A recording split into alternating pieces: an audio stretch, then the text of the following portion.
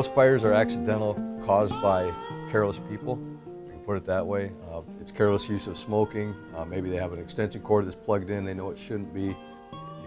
And sometimes it is on purpose too. Many times we have fires that we know are suspicious and are caused by people doing it on purpose. So a lot of different causes. We have a fire code because a lot of people have died in the past, and those instances, those tragedies, we build off of those, and the codes are actually a result of past accidents or incidents that cause multiple deaths.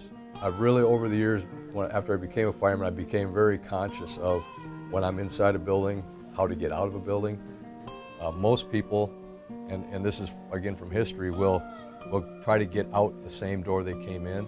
In your mind, as an individual, you need to have some awareness and know where there are multiple exits so that you can get out.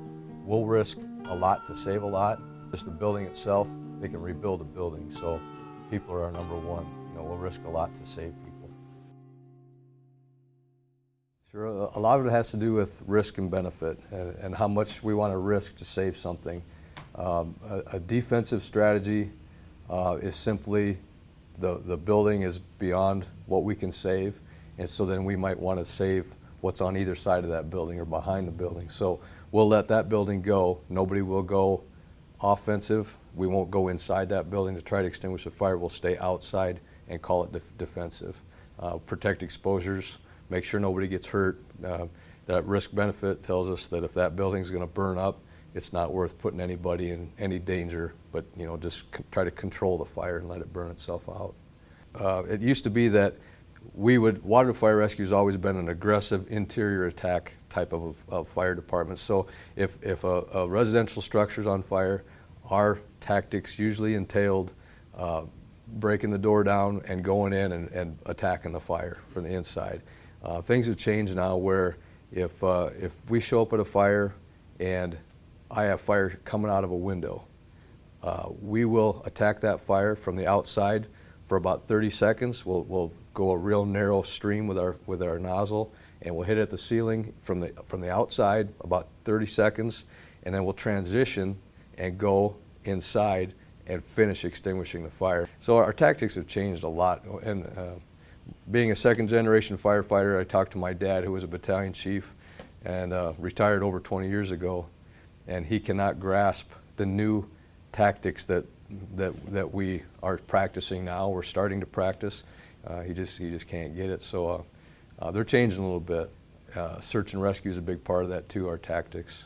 We always have to think about life safety, rescue, and the life safety at the beginning. When we show up on scene, I've got strategies. I've got life safety, incident control, and property conservation, and then overall site safety. My first consideration are my people. I can't do anything on scene unless my guys are safe and doing things the right way.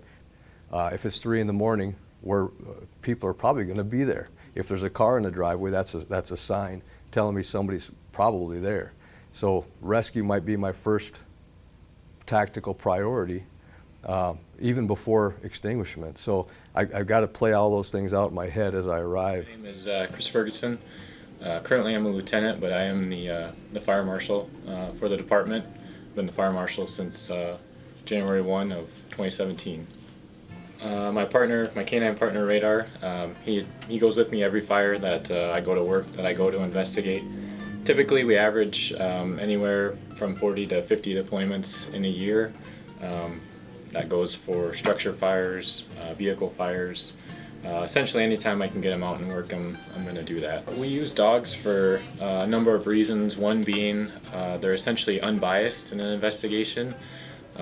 When I work him, all he is doing is trying to find the odor that he associates with food.